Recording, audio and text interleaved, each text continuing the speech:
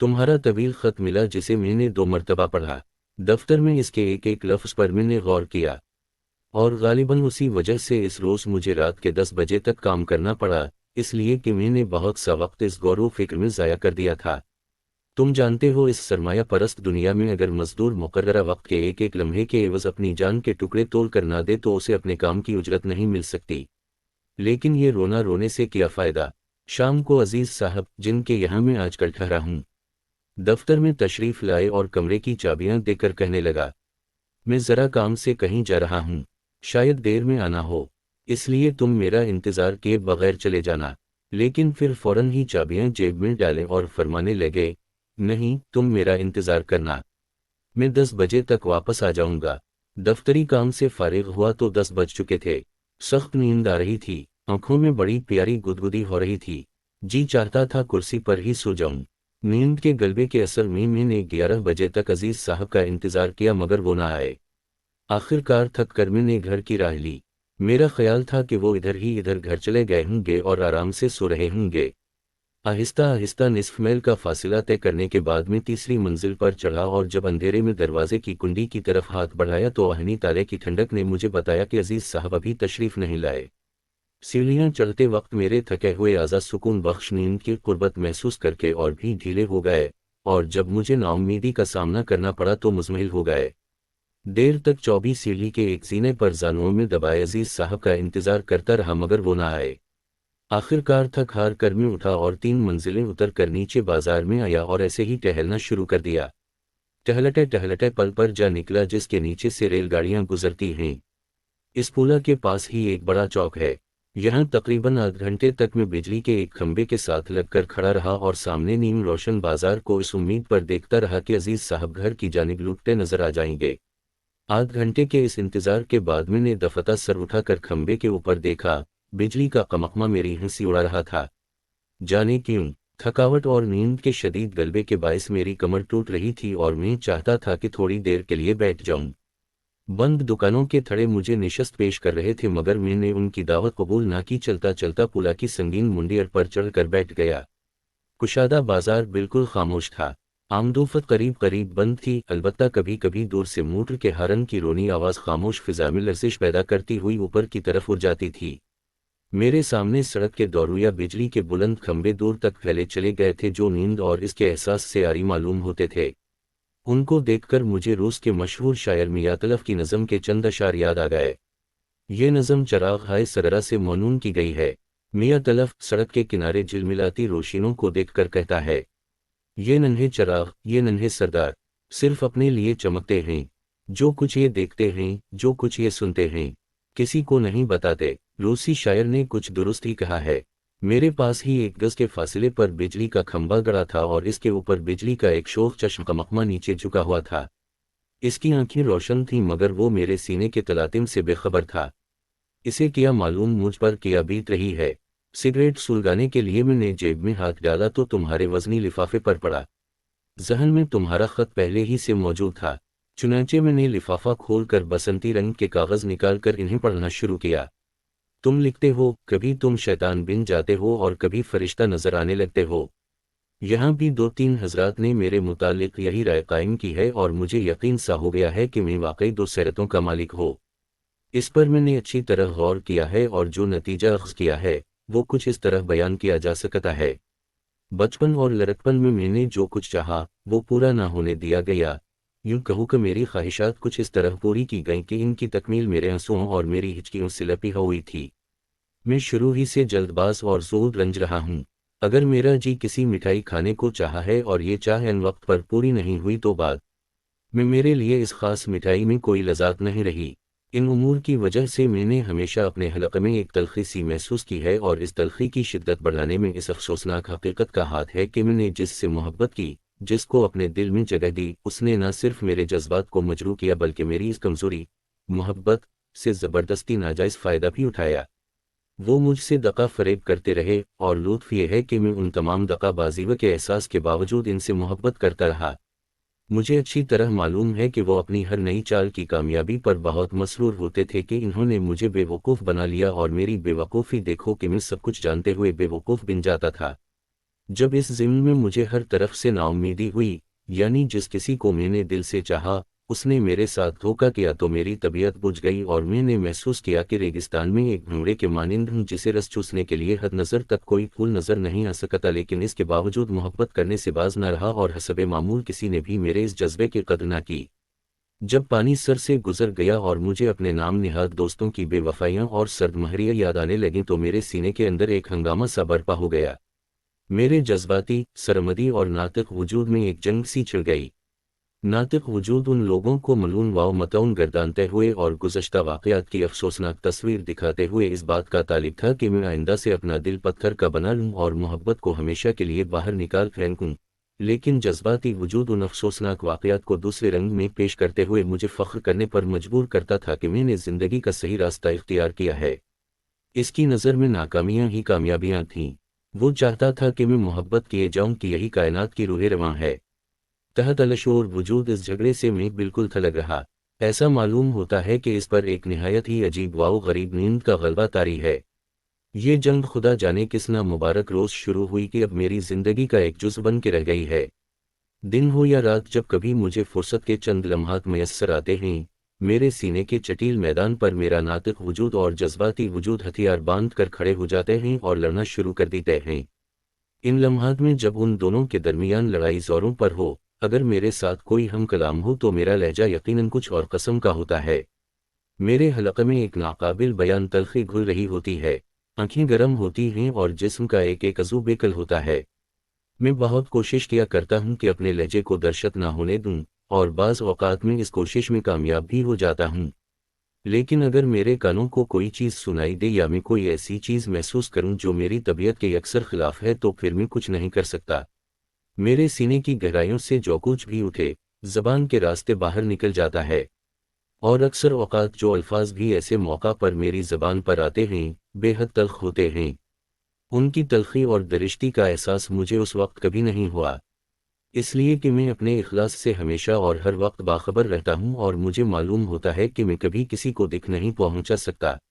अगर मैंने अपने मिलने वालों में से या किसी दोस्त को नाखुश किया है तो इसका बाइस मैं नहीं हूँ, बल्कि ये ख़ास लम्हात हैं जब मैं दीवाने से कम नहीं होता या तुम्हारे अल्फाज में शैतान होता हूँ। गो ये लफ्ज़ बहुत सख्त है और इसका इतलाक़ मेरी दीवानगी पर नहीं हो सकता।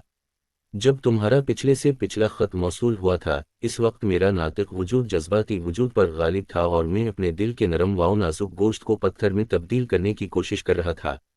मैं पहले ही से अपने सीने की आग में फनका जा रहा था कि ऊपर से तुम्हारे ख़त ने तेल डाल दिया। तुमने बिल्कुल दुरुस्त कहा है, तुम दर्दमंद दिल रखते हो, गो उसको अच्छा नहीं समझते। मैं उसको अच्छा क्यों नहीं समझता? इस सवाल का जवाब हिंदुस्तान का मौजूदा इंसानियत कश निज़ाम है जिसमें लोगों की जवानी पर बुढ़ापे की महर सबत कर दी जाती है। मेरा दिल दर्द से भरा होता है और यही वजह है कि मैं अलील हूँ और अलील रहता हूँ। जब तक दर्दमंदी मेरे सीने में मौजूद है, मैं हमेशा बेचैन रहूँगा। तुम शायद उसे मुबालगा यकीन करो, मगर ये वाक़या है कि दर्दमंदी मेरे लहू की बूंदों से अपनी खुराक हासिल कर रही है, और एक दिन ऐसा आएगा जब दर्द ही दर्द रह जाएगा और तुम्हारा दोस्त दुनिया की नज़रों से गायब हो जाएगा। मैं अक्सर सोचता हूँ कि दर्दमंदी के इस जज्बे ने मुझे कैसे कैसे भयानक दुख पहुँचाए हैं। ये क्या कम है कि मेरी जवानी के दिन बुढ़ापे की रातों में तब्दील हो गए हैं, और जब ये सोचता हूँ तो इस बात का तहिया करने पर मजबूर हो जाता हूँ कि मुझे अपना दिल पत्थर बना लेना चाहिए। लेकिन अफसोस है, इस दर्दमंदी ने मुझे इतना कमज़ोर बना दिया है कि मुझसे ये नहीं हो सकता, और चूंकि मुझसे ये नहीं हो सकता इसलिए मेरी तबीयत में अजीब व गरीब कैफियतें पैदा हो गई हैं। शेर में अब भी सही नहीं पढ़ सकता, इसलिए कि शायरी से मुझे बहुत कम दिलचस्पी रही है। लेकिन मुझे इस बात का कामिल तौर पर एहसास है कि मेरी तबीयत शायरी की तरफ माइल है। शहर में बसने वाले लोगों की वज़नी शायरी मुझे पसंद नहीं। देहात के हल्के फुल्के नग़मे मुझे बेहद भाते हैं। ये इस कदर शफ़ाफ़ होते हैं कि उनके पीछे दिल धड़कते हुए नज़र आ सकते हैं। तुम्हें हैरत है कि मैं रूमानी हज़निया यूं कर लिखने लगा और मैं इस बात पर खुद हैरान हूँ। बाज़ लोग ऐसे हैं जो अपने महसूसात को दूसरों की ज़बान में बयान करके अपना सीना खाली करना चाहते हैं। ये लोग ज़हनी मफलस हैं और मुझे उन पर तरस आता है। ये ज़हनी इफ़लास माली इफ़लास से ज़्यादा तकलीफ़दह है। मैं माली मुफ़लस हूँ, मगर खुदा का शुक्र है ज़हनी मफलस नहीं हूँ, वरना मेरी मुसीबतों की कोई हद ना होती। मुझे ये कितना बड़ा इत्मीनान है कि मैं जो कुछ महसूस करता हूँ वही अपनी ज़बान में बयान कर लेता हूँ। मैंने अपने अफसानों के मुतालिक कभी गौर नहीं किया। अगर उनमें कोई चीज़ बकौल तुम्हारे जलवागिर है तो मेरा बेकल बातिन।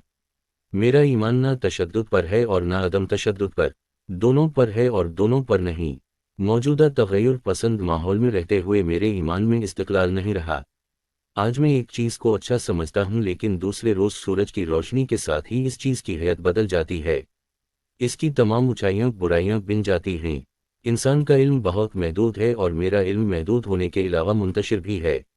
ऐसी सूरत में तुम्हारे इस सवाल का जवाब मैं क्यों कर दे सकता हूँ? मुझ पर मज़मून लिखकर क्या करोगे प्यारे? मैं अपने कलम की मकराज से अपना लिबास पहले ही तार तार कर चुका हूँ। खुदा के लिए मुझे और ननगा करने की कोशिश न करो। मेरे चेहरे से अगर तुमने नकाब उठा दी तो तुम दुनिया को एक बहुत ही भयानक शक्ल दिखाओगे। मैं हड्डियों का एक ढांचा हूँ जिस पर मेरा कलम कभी कभी पतली झिल्ली मुंझता रहता है। अगर तुमने झिल्लियों की ये तहदेर डाली तो मेरा ख्याल है जो हैबत तुम्हें मुंह खोले नजर आएगी उसे देखने की ताब तुम खुद में ना पाओगे। मेरी कश्मीर की जिंदगी, हाय मेरी कश्मीर की जिंदगी। मुझे मालूम है तुम्हें मेरी जिंदगी के इस खुशगवार टुकड़े के मुतालिक मुख्तलिफ कस्म की बातें मालूम होती रही हैं। ये बातें जिन लोगों के जरिए तुम तक पहुंचती हैं उनको मैं अच्छी तरह जानता हूँ। इसलिए तुम्हारा ये कहना दुरुस्त है कि तुम उनको सुनकर अभी तक कोई सही राय मुरतब नहीं कर सके। लेकिन मैं ये ज़रूर कहूँगा कि ये कहने के बावजूद तुमने एक राय मुरतब की और ऐसा करने में बहुत उजलत से काम लिया है। अगर तुम मेरी तमाम तहरीरों को पेश नज़र रख लेते तो तुम्हें यह गलत फहमी हरगिज़ ना होती कि मैं कश्मीर में एक सादालू लड़की से खेलता रहा हूँ। मेरे दोस्त, तुमने मुझे सदमा पहुंचाया है। वज़ीर कौन थी? इसका जवाब मुख्तसर यही हो सकता है कि वो एक देहाती लड़की थी, जवान और पूरी जवान। इस पहाड़ी लड़की के मुतालिक जिसने मेरी किताब ज़िंदगी के कुछ औराक पर चंद हसीन नुकुश बनाए हैं। मैं बहुत कुछ कह चुका हूँ। मैंने वज़ीर को तबाह नहीं किया। अगर तबाही से तुम्हारी मुराद जिस्मानी तबाही है तो वो पहले ही से तबाहशुदा थी और वो उसी तबाही में अपनी मुसर्रत की जुस्तजू करती थी। जवानी के नशे में मखमूर उसने इस गलत ख्याल को अपने दिमाग में जगह दे रखी थी कि ज़िंदगी का असल हस और लुत्फ़ अपना खून खौलाने में है और वो इस गर्ज के लिए हर वक्त ईंधन चनती रहती थी। ये तबाहकिन ख्याल इसके दिमाग में कैसे पैदा हुआ उसके मुतालिक बहुत कुछ कहा जाता है। हमारी सिन्फ में ऐसे अफराद की कमी नहीं जिनका काम सिर्फ भोली भाली लड़कियों से खेलना होता है। जहाँ तक मेरा अपना ख्याल है वज़ीर इस चीज़ का शिकार थी जिसे तहजीब वाओ तमद्दुन का नाम दिया जाता है। एक छोटा सा पहाड़ी गांव है जो शहरों के शोर वाओ शर से बहुत दूर हिमालय की गोद में आबाद है और अब तहजीब वाओ तमद्दुन की बदौलत शहरों से उसका तारुफ करा दिया गया है। दूसरे अल्फाज में शहरों की गंदगी इस जगह मुंतकिल होना शुरू हो गई है। खाली स्लेट पर तुम जो कुछ भी लिखोगे नुमायां तौर नजर आएगा और साफ पढ़ा जाएगा। वज़ीर का सीना बिल्कुल खाली था, दनीवी ख्यालात से पाक और साफ, लेकिन तहजीब के खुरदरे हाथों ने इस पर निहायत भदे नक्श बना दिए थे जो मुझे इसकी गलत रविश का बायस नजर आते हैं। वज़ीर का मकान या झुंपड़ा सड़क के ऊपर की ढलान में वाक़ था और मैं उसकी मां के कहने पर हर रोज़ इससे ज़रा ऊपर चीड़ के दरख्तों की छाँव में ज़मीन पर दरी बिछा कर कुछ लिखा पढ़ा करता था और आमतौर पर वज़ीर मेरे पास ही अपनी भैंस चराया करती थी। चूंकि होटल से हर रोज़ दरी उठा कर लाना और फिर उसे वापस ले जाना मेरे जैसे आदमी के लिए एक अजाब था, इसलिए मैं उसे उनके मकान ही में छोड़ जाता था। एक रोज़ का वाक़या है कि मुझे गुस्ल करने में देर हो गई और मैं टहलता टहलता पहाड़ी के दुश्वार गुजार रास्तों को तय करके जब उनके घर पहुंचा और दरी तलब की तो इसकी बड़ी बहन की ज़बानी मालूम हुआ कि वज़ीर दरी लेकर ऊपर चली गई है। ये सुनकर मैं और ऊपर चढ़ा और जब इस बड़े पत्थर के करीब आया जिसे मैं इसके तौर पर इस्तेमाल करता था तो मेरी निगाहें वज़ीर पर पड़ें। दरी अपनी जगह बिछी हुई थी और वो अपना सब्ज़ कलफ लगा दोपटा ताने सो रही थी। मैं देर तक पत्थर पर बैठा रहा। मुझे मालूम था वो सोने का बहाना करके लेटी है। शायद इसका ख्याल था कि मैं उसे जगाने की कोशिश करूंगा और वो गहरी नींद का बहाना करके जागने में देर करेगी। लेकिन मैं खामोश बैठा रहा बल्कि अपने चर्मी थैले से एक किताब निकाल कर उसकी तरफ पीट करके पढ़ने में मशगूल हो गया। जब निस्फ घंटा उसी तरह गुजर गया तो वो मजबूर होकर बेदार हुई। अंगराई लेकर उसने अजीब सी आवाज़ मुंह से निकाली। मैंने किताब बंद कर दी और मुड़कर इससे कहा, मेरे आने से तुम्हारी नींद तो खराब नहीं हुआ? वज़ीर ने आंखें मिलकर लहजे को ख्वाबालूद बनाते हुए कहा, आप कब आए थे? अभी अभी आके बैठा हूँ। सोना है तो सो जाओ। नहीं, आज निगोड़ी नींद को जाने क्या हो गया। कमर सीधी करने के लिए यहाँ जरी की जरा लेटी थी कि बस सो गई। 2 घंटे से क्या कम सोई होंगी। थोड़ी देर के बाद वो गैर मामूली बातूनी बिन गई और बेहक सी गई। मगर मैंने उसकी भैंस और बिछड़े का जिक्र छेड़ने के बाद एक दिलचस्प कहानी सुनाई जिसमें एक बिछड़े से उसकी माँ की उल्फत का जिक्र था। इससे इसकी आंखों में वो शरारे सर्द हो गए जो कुछ पहले लपक रहे थे। मैं जाहिद नहीं हूँ और ना मैंने कभी इसका दावा किया है। गुनाह सवाब और सजावाओ जजा के मुतालिक मेरे ख्यालात दूसरों से जुदा हैं और यकीनन तुम्हारे ख्यालात से भी बहुत मुख्तलिफ हैं। मैं उस वक्त इन बसों में नहीं पढ़ना चाहता इसलिए कि इसके लिए सुकून कलब और वक्त दरकार है। बरसीबल तज़किरा एक वाक़या बयान करता हूँ जिससे तुम मेरे ख्यालात के मुतालिक कुछ अंदाज़ा लगा सकोगे। मैं कह रहा था कि मैं जाहिद नहीं हूँ। ये कहते वक्त मैं दबी ज़बान में बहुत सी चीज़ों का इतराफ़ भी कर रहा हूँ।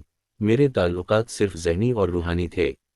मैंने शायद तुम्हें ये नहीं बताया कि मैं इस बात का कायल हूँ कि अगर औरत से दोस्ती की जाए तो इसके अंदर नूरत होनी चाहिए। इससे इस तरह मिलना चाहिए कि वो तुम्हें दूसरों से बिल्कुल अलहदा समझने पर मजबूर हो जाए, उसे तुम्हारे दिल की हर धड़कन में ऐसी सदा सुनाई दे जो उसके कानों के लिए नहीं हो। औरत और मर्द और उनका बाहमी रिश्ता हर बालिग आदमी को मालूम है, लेकिन मुआफ़ करना ये रिश्ता मेरी नज़रों में फरसुदा हो चुका है। इसमें अक्सर हैवानियत है। मैं पूछता हूँ अगर मर्द को अपनी मोहब्बत का मरकज़ किसी औरत ही को बनाना है तो वो इंसानियत के इस मुक़द्दस जज्बे में हैवानियत को क्यों दाखिल करे? क्या इसके बगैर मोहब्बत की तकमील नहीं हो सकती? क्या जिस्म की मशक्क़त का नाम मोहब्बत है?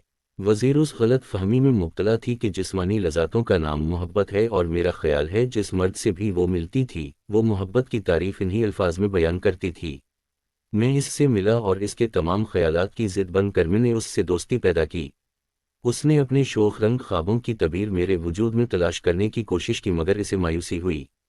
लेकिन चूंकि वो गलतकार होने के साथ साथ मासूम थी, मेरी सीधी सादी बातों ने इस मायूसी को हैरत में तब्दील कर दिया और आहिस्ता आहिस्ता उसकी ये हैरत इस ख्वाहिश की शक्ल इख्तियार कर गई कि वो इस नई रस्म और राह की गहराइयों से वाकिफियत हासिल करे।